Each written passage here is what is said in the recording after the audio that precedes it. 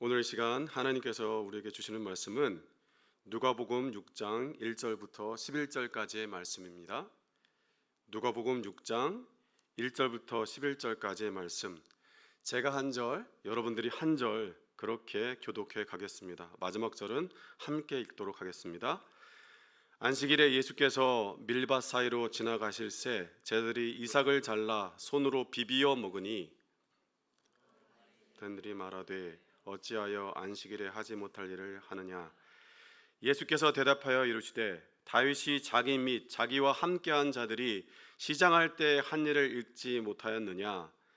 그가 하나님의 전에 들어가서 다만 제사장 외에는 먹어서는 안 되는 진설병을 먹고 함께한 자들에게도 주지 아니하였느냐. 또 이르시되 인자는 안식일의 주인이니라 하시더라. 또 다른 안식일에 예수께서 회당에 들어가사 가실새 거기 오른손 마른 사람이 있는지라. 서기관과 바리새인들이 예수를 고발할 증거를 찾으려 하여 안식일에 병을 고치시는가 엿보니 예수께서 그들의 생각을 아시고 손 마른 사람에게 이르시되 일어나 한가운데 서라 하시니 그가 일어나 서거늘. 예수께서 그들에게 이르시되 내가 너희에게 묻노니 안식일에 선을 행하는 것과 악을 행하는 것, 생명을 구하는 것과 죽이는 것 어느 것이 옳으냐 하시며 머리를 둘러보시고 그 사람에게 이르시되 내 손을 내밀라 하시니 그가 그리하매 그 손이 회복된지라. 같이 읽겠습니다. 그들은 노기가 가득하여 예수를 어떻게 할까 서로 의논하니라. 아멘.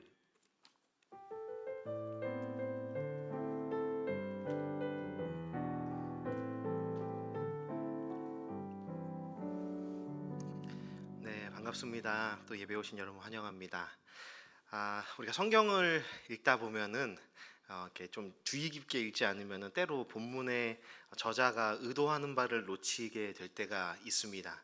오늘 본문도 이렇게 자세히 보자면은 그냥 시간상에 따라서 일어났던 사건의 배열대로 그냥 기록된 것이 아니라 이 저자 누가가 따로따로 일어났던 두 가지 사건을 한 본문으로 묶어서 특별한 교훈을 말하고 있습니다. 오늘 자세히 오늘 본문을 보시면은 안식일 논쟁이라는 주제로 두 가지의 각각 별개의 사건을 한 본문 안에 묶어 놓았습니다. 누가는 의도적으로 연속적인 안식일 사건, 즉 시간적인 흐름에 따른 연속적인 사건이 아니라 각각의 다른 이 안식일 논쟁을 연달아 연결해서 나열함으로써 안식일이 무엇인지 안식일에 대한 분명한 교훈을 주려고 하고 있습니다. 이 안식일 논쟁이라는 것이 다른 이단에서 말하는 토요일 날 왜 안식일을 지키지 않냐 이런 류의 논쟁은 저희가 다룰 필요가 없기 때문에 그런 이야기는 아니고요. 우리가 어떻게 안식일을 보내야 될까? 우리에게 허락하신 주님의 안식, 주의 날을 우리가 어떤 마음과 어떤 태도로 보내야 하는가? 그것에 대한 교훈을 오늘 본문을 통해서 함께 나누어 보려고 합니다.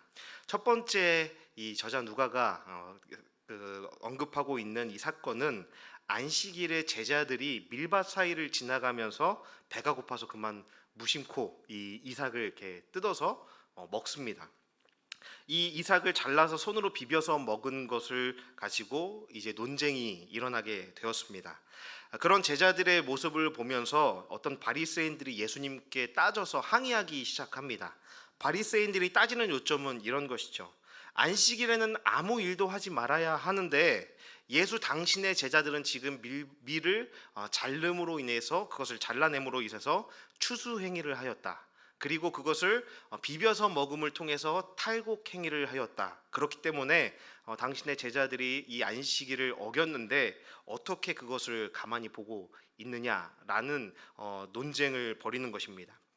여러분, 하지만 성경에 의하면 이 제자들의 행동이 잘못된 것이 아니었죠. 신명기 23장 25절 말씀으로 함께 읽어보도록 하겠습니다. 신명기 23장 25절입니다. 이웃의 곡식밭에 들어갈 때에는 네가 손으로 그 이삭을 따도 되느니라.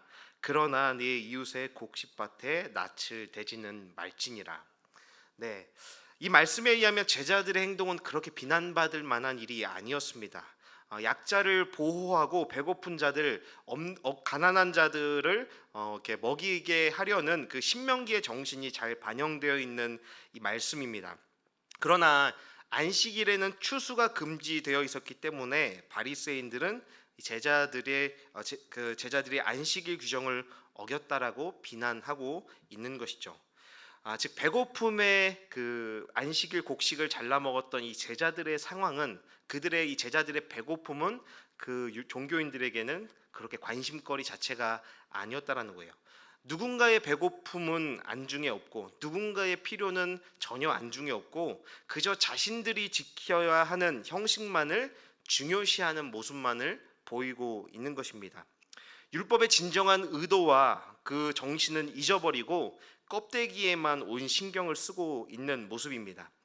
이런 바리새인들에게 예수님은 한 가지 사건을, 구약에 일어났던 한 가지 사건을 언급하고 상기시키시면서 안식일 정신과 그 본질을 말씀하십니다.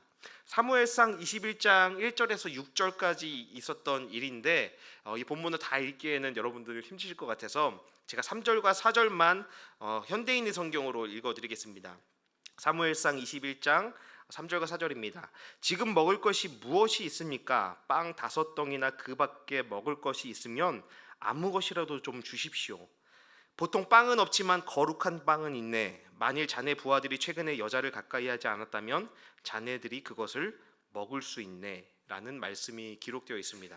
이 사건이 어떤 사건이냐 하면 다윗과 그 일행이 배가 고팠을 때 제사장들에게만 먹도록 제사를 위해서 바쳐진 진설병을 먹었다라는 내용인 것입니다. 율법에 더 중요한 바, 율법에서 더 중요하게 생각하는 것이 무엇인지를 보여주는 아주 좋은 예라고 할 수 있습니다. 오늘 본문의 병행 구절인 마태복음에서는 이 마태가 바리새인들에게 전곡을 찌르시는 예수님의 말씀을 언급하고 있는데 마태복음 12장 7절 말씀을 우리 함께 읽어보겠습니다. 나는 자비를 원하고 제사를 원하지 아니하노라 하신 뜻을 너희가 알았더라면 무죄한 자를 정죄하지 아니하였으리라. 배고픔과 또 필요가 있는, 연약한, 도움이 필요하고 연약한 자들에게 그 사랑을 전하는 것, 그것이 하나님의 뜻인데 너희는 형식과 껍데기만 남은 안식일과 종교적 행위만을 하고 있구나라는 말씀을 하시는 것이죠. 두 번째 사건은 안식일에 오른손 마른 사람을 예수님께서 치료하신 일로 발단이 되었습니다. 예수님은 이 사건을 통해 안식일에 행해야 할 참된 삶에 대해서 말씀하고 있어요. 아무것도 하면 안 되고 거룩하게 지킨다는 것이 어떤 행동도 하지 않으면서 그냥 꼼짝 않고 있어야 한다라는 것으로 이 사람들이 오해를 하고 그런 요구를 하고 있는 것이죠. 안식일에 도움이 절박하고 어려운 지체가 있다 하더라도 눈 하나 깜짝하지 않는 것이 안식일의 참뜻이 아니다라고 말씀하시는 것입니다. 바리새인들과 서기관들은 예수님을 고발하기 위해서 예수님을 뚫어지게 쳐다보고 고발할 이유를 찾기 위해서 혈안이 되어 있었습니다.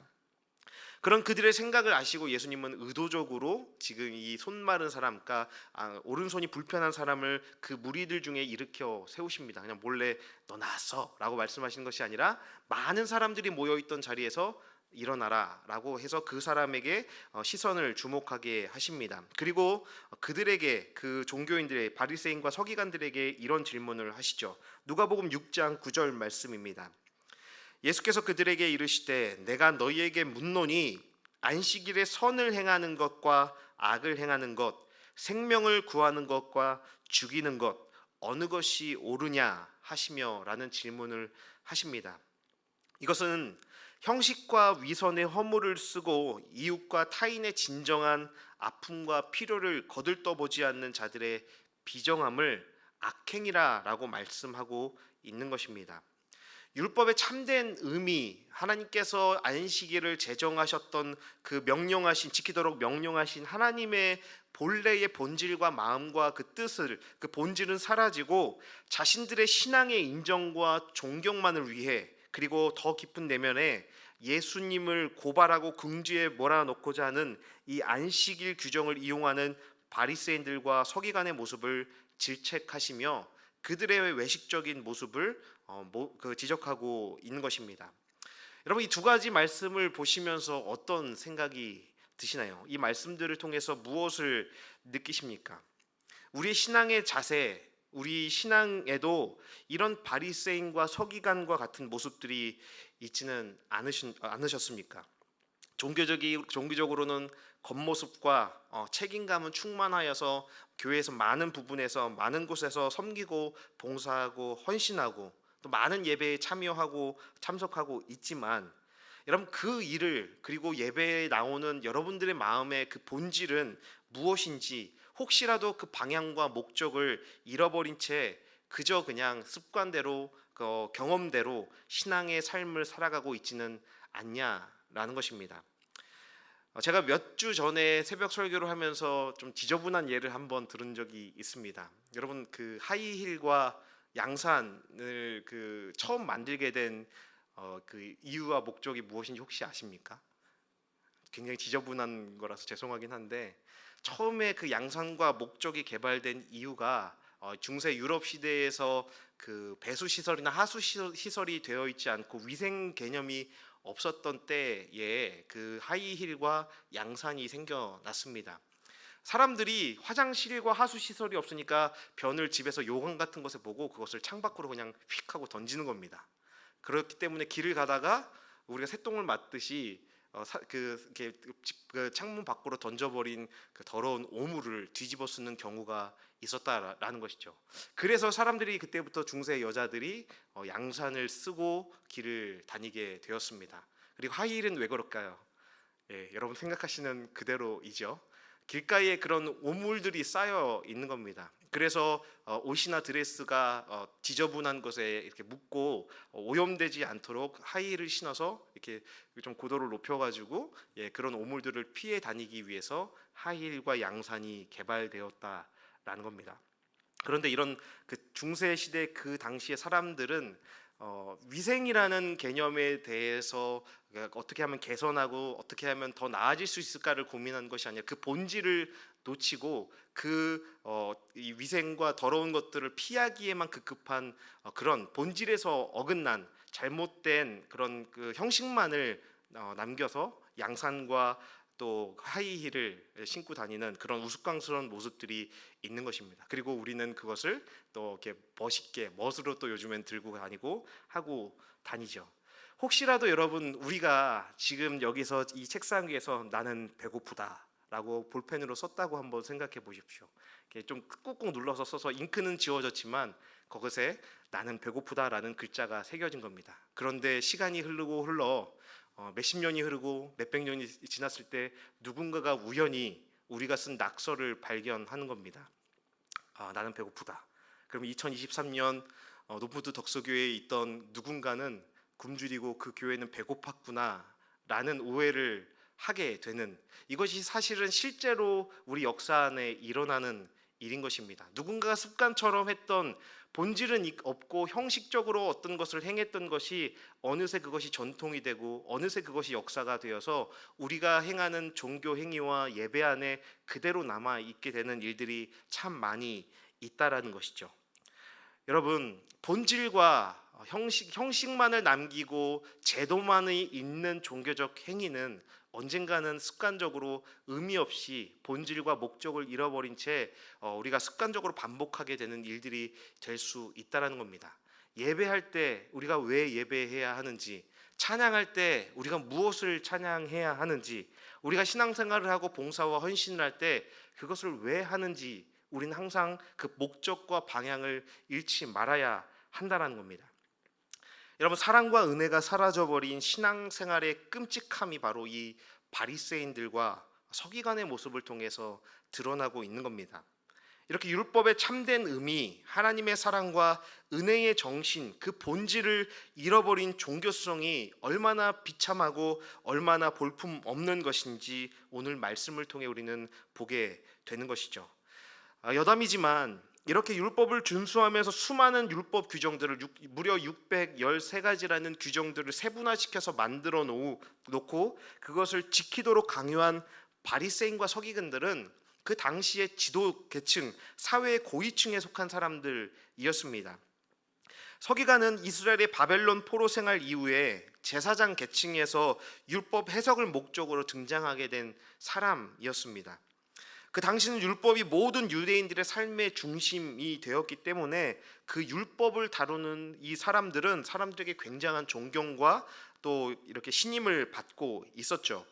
그리고 바리새인들은 헬라의 세속 문화로부터 유대교를 순수하게 보존하고자 하는 동기에서 생겨난 경건 집단입니다. 그렇기 때문에 보통 사람들이 행한 것보다 훨씬 더 철저하게 율법을 지키고, 복음서 여러 곳에서 볼 수 있는 것처럼 사람들이 다니는 길목에 앉아서 거기서 기도하고 율법을 읽는 모습들을 사람들 눈에 보여주고, 율법을 외우고 낭독하고 공부하면서 사람들에게 인정과 존경을 받았다라는 것입니다. 하지만 여러분, 이런 신앙의 껍데기만 남은 사람들의 말로 그 사람들이 행하는, 그들이 살아가는 삶의 모습들의 예를 하나 보여드리려고 합니다. 제가 사진 몇 장을 보여드리겠습니다. 네, 사진을 띄워주시면 잘 안 보이실 텐데, 저희 영어로 뭐 엘리베이터는 알겠는데 그 옆에가 뭐지라고 생각이 되시죠? 안식일 엘리베이터입니다. 안식일 엘리베이터. 다른 사진도 보여주시면 이게 뭐라고 써 있냐면 잘 안 보이실 텐데, 그 손에 이 엘리베이터 문에 손 대지 마시오. 엘리베이터인데 손을 대지 말라라고 써 있는 겁니다. 이것도 안식일 엘리베이터, 안식일 전용 엘리베이터라는 것입니다. 그리고 여기 이제 이런 저 사람들이 이제 랍비라고 하는 유대인들, 지금도 저런 차림을 하고 다니는 사람들이 이스라엘에 있지요. 제가 다녔던 신대원에 계셨던 교수님께서 자신이 이스라엘에서 유학하실 때 겪었던 우스꽝스러운 일들을 말씀해 주셨습니다. 여러 가지 일들이 있었지만 가장 헛웃음을 짓게 했던 일을 말씀드리겠습니다. 유대인들은 지금까지도 그 안식일 규정을, 이렇게 본문에서 나와 있는 이 안식일 규정을 지키고 있습니다. 그래서 이들은 안식일에 걷지도 못하고 어떤 노동도 하지 않는다고 합니다. 그래서 저런 엘리베이터가 어느 곳에 있냐 하면 유대인들이 살아가고 있는 아파트나 지역, 그리고 유대인들이 출입하는 빌딩에는 안식일 전용 엘리베이터가 있다라는 거예요. 어떤 엘리베이터이겠습니까? 손을 대면 안 되는, 그래서 만약에 15층짜리 건물이면 한 층마다 서고 문이 열리고 닫히고, 한 층마다 서고 문이 열리고 닫히는 아주 비효율적이고 이상한 엘리베이터라는 것입니다. 모든 층마다 그 엘리베이터가 쓰고 열리고 닫히고, 그래서 이 사람들이 생각하는 것은 이 버튼을 누르면, 요즘 엘리베이터는 버튼 누르면 불이 들어오지 않습니까? 이 불이 들어오는 것도 노동이다라고 생각해서 그 버튼을 누르는 것조차 안식일 규정에 어긋난다라고 말하는 것입니다. 그래서 안식일에 유대인들이 건물 현관 앞에 가만히, 아까 제가 보여드렸던 사진처럼 유대인들이 가만히 서 있는 것을 자주 보게 된다고 합니다. 처음에는 이 교수님도 그 이유를 몰랐는데, 너무나 금방 알게 된 것은 자기가 옆에 가서 쓰면은 몇 층을 눌러달라고 이 사람들이 말로써 자기에게 그것을 부탁하고 시킨다라는 것입니다. 유대인 전용 엘리베이터가 없는 곳에서는 같이 엘리베이터를 탄 옆에 사람, 아니면은 뭐 외국인들, 그런 사람들에게 버튼을 눌러달라고 하고 문을 열어달라고 합니다. 그리고 교수님과 친하게 지냈던 유대인 친구가 있었는데 안식일만 되면 그렇게 전화를 한답니다. 그래서 전화를 해서는 아주 사소한 것까지 부탁을 한다는 거죠. 우리 집에 휴지 좀 갖다 줘 라든지, 뭐 세제가 떨어졌어 라든지, 이런 아주 사소한 부탁까지 했다라고 합니다. 여러분, 그런데 웃긴 게 뭐냐 하면, 이 전화기를 들고 버튼을 누르는 것도 그들의 주장대로라면 노동인 것이죠. 그리고 자신은 그 안식일을 지키기 위해서 함께 엘리베이터를 탄 누군가에게 자신이 생각하고 있는, 자신이 그토록 중요시하는 이 안식일 규정을 깨트리도록 한다라는 겁니다. 당시 바리새인들과 서기관도 똑같았다라는 거예요. 사회 지도층이고 고위층이었기 때문에 그들은 자신의 안식일을 지키는 데는 어려움이 없었다라는 거예요. 종들에게, 아니면은 자신을 이렇게 도와주는 사람들에게 말로 시키면 그만인 것입니다. 손 하나 까딱하지 않아도 생활하는 데 전혀 어려움이 없었던 것이죠. 하지만 자신들이 그 신앙의 고상함을 유지하고 자신들의 신앙의 고상함을 지키기 위해 누군가의 안식일을 깨트리고 자신들이 말하는 율법을 어기도록 죄를 짓도록 하였다라는 것입니다. 이것이 애들 장난 같은 일이지만 그렇게 율법 준수를 중요시하는 자들이 행했던 일들이 이런 것이었다라는 겁니다.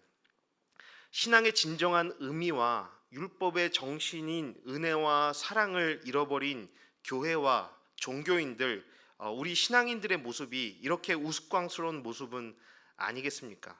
세상이 볼 때 은혜의 복음이 사라진 기독교는 비웃음거리고 그런 종교를 믿는 우리는 이해할 수 없는 집단이 되어버린 겁니다. 은혜와 사랑, 십자가의 복음과 부활의 소망을 잃어버리고 그것 없이 그 목적과 본질을 잃어버린 채 매 주일마다 예배에 나가고 묵상을 하고 기도를 한다면 우리도 이런 우스꽝스러운 모습으로 신앙생활을 하게 될 것이다라는 겁니다. 이처럼 사랑과 은혜보다 종교적인 의무와 책임이 앞설 때 우리 신앙의 삶이 이렇게 끔찍한 것이 되어버리는 거예요.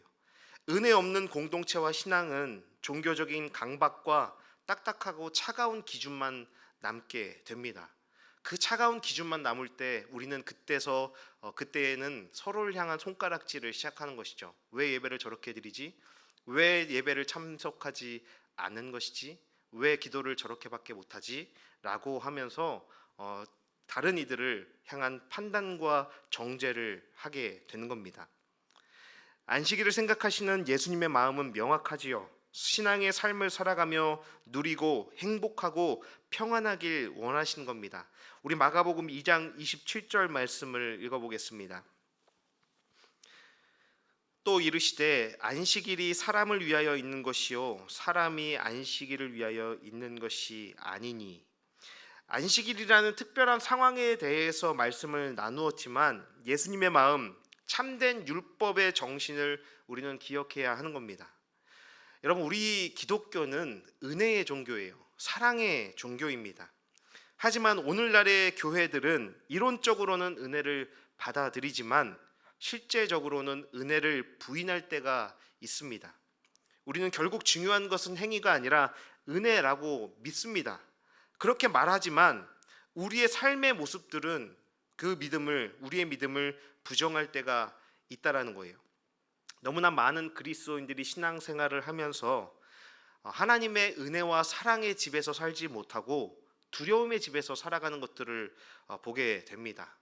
하나님을 나의 아버지, 정말 나를 은혜와 사랑으로 나를 용납하시고 수용해 주시는 그 하나님을 만나는 것이 아니라 어떤 신앙의 기준을 충족하지 못하면 우리에게 징벌을 내리시는 괴물 하나님을 만나며 그 앞에 두려워 떨며 신앙생활을 하는 신앙인들이 많다라는 거예요.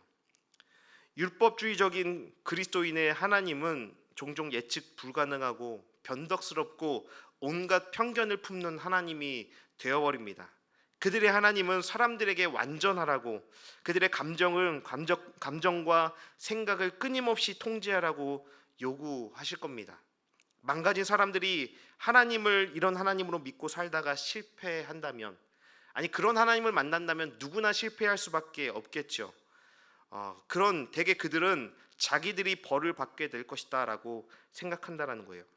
그렇기 때문에 그런 그리스도인들은 완전한 자아라는, 내가 하나님 앞에 완전해야 한다라는 그 허상을 깨트리지 않으려고 발버둥치면서 더욱더 종교적인 행위에 치중하고 매달리게 된다라는 거예요. 그러나 이렇게 발버둥치는 것 자체가 그들의 신앙을 기진맥진하게 만들고 지치게 한다라는 겁니다. 그들에게 하나님은 괴물 하나님이 되어버리고 신앙 공동체에서의 시간은 끔찍한 것이지만 결코 그 자리를 피할 수 없는 신앙이라는 고문과 감옥에 갇히게 된다는 겁니다. 제가 청년들에게 가끔 질문을 해요. 교회 왜 다니니? 예배 왜 드려? 너 기도나 그 묵상을 왜 하니? 라고 질문했을 때 참 이런 하나님을 만나고 있는 청년들을 너무나 자주 만나고 경험하게 됩니다. 저 또한 오랫동안 찬양 사역을, 예배 사역을 하면서 많은 행복한 시간들을 보냈습니다.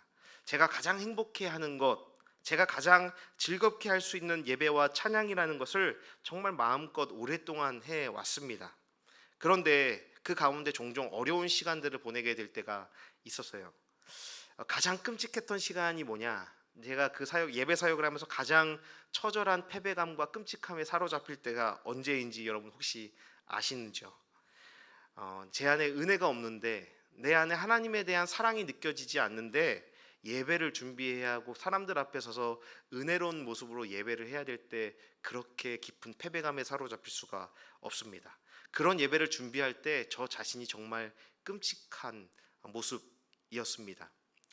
제 삶에 누렸던, 제가 일상 속에서 누렸던 하나님의 은혜와 사랑이 없는데 예배를 계획해야 하고 하나님과 사람들 앞에 서야 하는 그 순간이 정말 제게 너무나 괴로운 신앙의 감옥이었다라는 겁니다. 은혜와 사랑이 없이 의무와 책임감만으로 하나님의 앞에 서는 그 순간이 너무나 깊은 패배감과 비참함을 느끼게 하였습니다. 하나님 안에 살아가는 삶, 그리고 공동체 안에서의 시간은 항상 행복해야 합니다. 예배하는 것이 여러분 행복하셔야 해요. 하나님 앞에 기도하는 시간들이 여러분 1시간 이상 기도해야지 하나님 나의 기도에 응답하신다라는 이상한 기도를 하지 않으셔야 합니다. 항상 기도할 때 여러분 하나님과의 깊은 사귐을 누릴 수 있다는 것이 행복하셔야 해요. 매일마다 말씀을 피고 말씀을 묵상하는 것이 여러분들에게 의무로 느껴지신다면 그것만큼 괴로운 것이 없을 겁니다. 그 시간이 매일마다 나에게 사랑을 말씀하시는, 내가 정말 사랑하는 하나님과 깊은 사귐을 나눌 수 있는 그 하나님의 음성을 듣는 시간으로 여러분 행복하게 그 시간들을 보내셔야 하는 겁니다. 우리가 드리는 예배는 율법적인 안식일을 지키기 위해 참석하는 형식적이고 딱딱한 자리가 아니라 죄인 되어 도저히 하나님 앞에 예배할 수 없는, 하나님 앞에 내 아버지라고 고백할 수 없는 우리지만 그런 우리의 삶을 용납해 주시고 이해해 주시고 사랑해 주셔서 다시 한번 하나님 앞에 설 수 있다라는 것을 누리는 시간이 바로 우리의 예배여야 한다는 겁니다. 여러분 찬양하자고 제가 앞에서 찬양할 때 하지만 찬양이 여러분들의 어떤 종교적 행위와 의무와 책임감 때문에 하는 것이라면 그렇게 피곤한 것일 수가 없습니다. 하지만 우리가 하나님을 찬양해야 하는 이유는 하나님이 나에게 행하신 일들을 우리가 믿고 기억하기 때문에 한다라는 것입니다. 여러분 안에, 우리의 신앙 안에 만약 이런 행복감이 사라져 있다면 뜻없는 열정과 열심을 멈추라고 감히 말씀드리고 싶습니다. 여러분의 삶을 끔찍한 신앙의 감옥 안에 밀어 넣으며 기쁨과 행복함을 잃어버린 봉사와 사역을 하고 있다면 잠시 그 봉사와 사역을 내려놓으셔야 합니다. 하나님 안에서 은혜와 사랑을 회복하는 것이 먼저입니다. 여러분 안에 차고 넘쳐지는 그 은혜와 사랑이 여러분의 삶을 통해서 드러나고 그것이 흘러갈 때 여러분 그 흘러가는 것을 통해서 하나님 앞에 봉사하고 헌신하셔야 지치지 않을 수 있다라는 거예요. 청년들에게 리더를 부탁하고 오랫동안 리더를 섬겼던 청년들, 특히나 총무를 했던 청년들이 교회를 떠나는 모습들을 너무나 많이 보아왔습니다. 리더의 자리에서 열심히 공동체를 섬겼지만 그 임기가 끝나자마자 공동체를 나오지 않고 떠나는 청년들을 너무나 많이 보아왔습니다. 물론 공동체를 위해 겸손하고 그 헌신하는 마음으로 그 자리와 리더를 섬기는 청년들이 많지만 그 시간들을 어떻게 보냈느냐가 그 이후의 삶을 보여주는 것 같습니다. 철저히 하나님 앞에 머무르며 나를 향한 하나님의 사랑과 은혜의 삶을 회복하기 위해 몸부림치는 것이 선행되어야 하는 것이죠. 그 일들을 행하는 이유는 내가 은혜와 사랑을 경험한 자이기에 나의 존재의 중심에서 솟구치는 기쁨의 예배를 드릴 수 있어야 하는 거예요. 우리가 어떤 선함과 봉사 행위로 우리가 용납되고 구원받는 자가 아니라는 것을 우리는 인정하고 기억해야 합니다. 우리가 회개하였기 때문에 용서받은 것이 아니죠. 하나님께서 우리를 먼저 사랑하시고 용서하셨기 때문에 우리가 회개할 수 있는 것입니다. 하나님께서 우리를 사랑하신다 말씀하셨기에 우리가 예배할 수 있고 이곳에 나올 수 있는 거예요. 교회의 본질은 죄인들의 공동체여야 합니다. 용서받은 죄인들이 모이는 것이 교회여야 하는 거예요.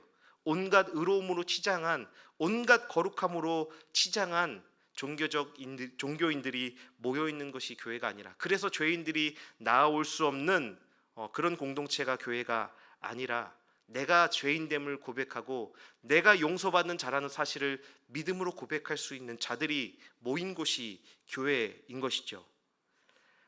사랑하는 여러분, 은혜로 산다라는 것은 내 삶의 모든 이야기, 즉 내 삶의 밝은 면과 어두운 면을 모두 인정한다라는 것을 의미합니다.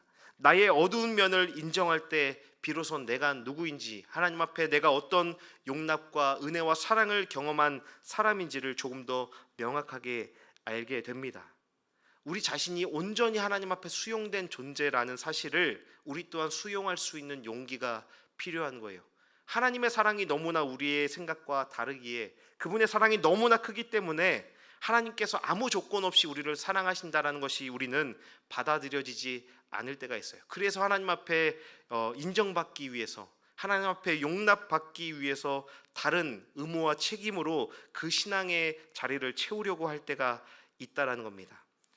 그런데 우리에게 필요한 것은 우리가 온전히 용납되고 수용되었다라는 것을 우리 또한 받아들일 수 있어야 한다라는 거예요.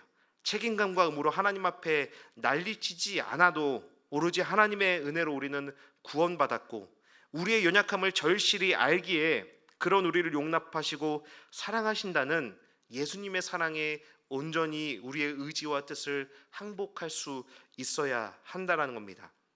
우리 마태복음 9장 11절 말씀을 함께 읽어보겠습니다.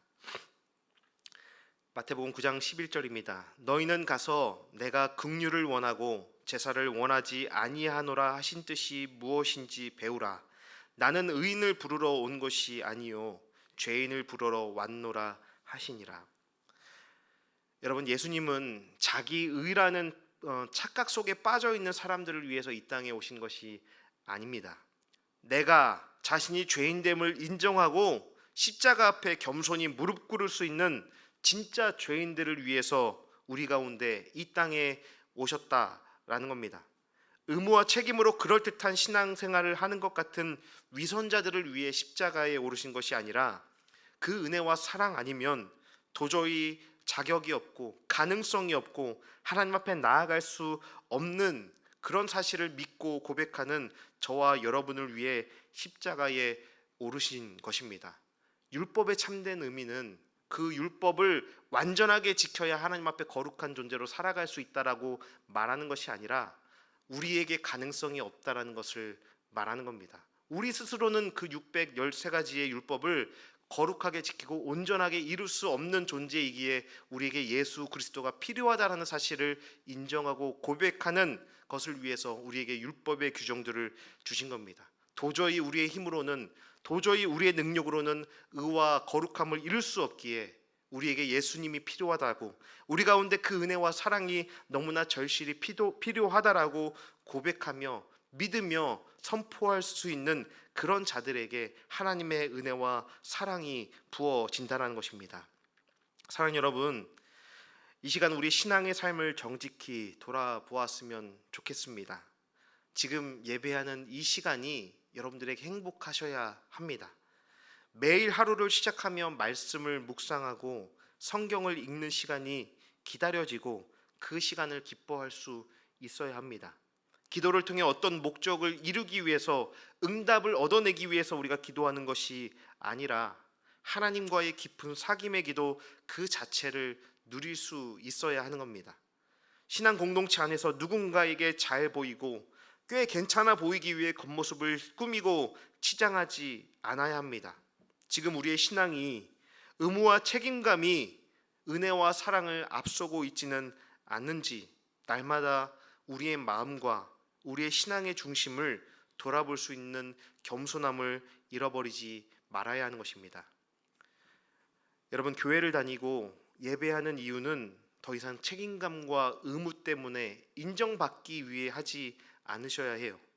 오로지 구원받은 자로서 나에게 주신 은혜와 사랑을 감격하며 행복하게 그 시간들을 누려야 하는 겁니다. 예배는 형식과 의무이기 전에 기쁨과 행복으로 가득한 축제라는 사실을 언제나 기억하시기를 바랍니다. 우리가 봉사하고 섬기는 모든 일들은 바리새인과 서기관들처럼 나를 드러내 보이고 인정받고 나 스스로의 신앙의 기준을 충족하기 위한 수단이 되어서는 안 됩니다. 나의 어두운 면을 분명히 인식하기에 자격 없는 죄인일 수밖에 없는 그런 나이지만, 이런 저와 여러분을 용서하시고 용납하셔서 구원의 노래를 부르게 하신 그 주님의 은혜를 향해 기꺼이 응답하여 드리는 그 삶이 우리의 봉사와 헌신이 되어야 한다라는 것입니다. 이 사부 예배에 참여하신 모든 우리 높은 뜻 가족들, 그 신앙의 형식과 책임감, 해왔던 전통과 지적인 어떤 충족보다 하나님의 은혜를 경험하는 자리가 되셨으면 좋겠습니다. 여러분, 하루 종일 또 예배하시고 이 주일을 어떻게 보내 오셨는지 모르겠습니다. 그리고 이 오후에까지 이렇게 예배에 나와서 찬양하고 예배하고 있는 여러분, 이 시간이 우리에게 행복하지 않다면, 이 시간이 우리에게 은혜를 누릴 수 있는 그 기쁨과 축제가 아니라면 이건 너무나 잔인한 시간들일 겁니다.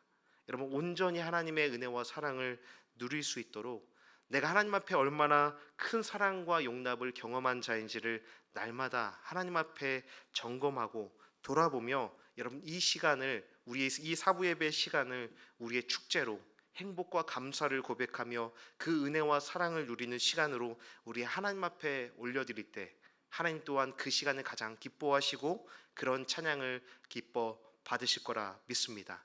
여러분의 앞으로의 신앙의 삶과 그 신앙의 모든 여정들 가운데 그런 놀라운 은혜와 사랑을 날마다 경험하며 고백할 수 있는, 참으로 하나님 앞에 용서와 용납을 경험한 죄인들로, 회복된 상처받은 치유자로 살아갈 수 있는 우리 모두가 되기를 주님의 이름으로 축원합니다.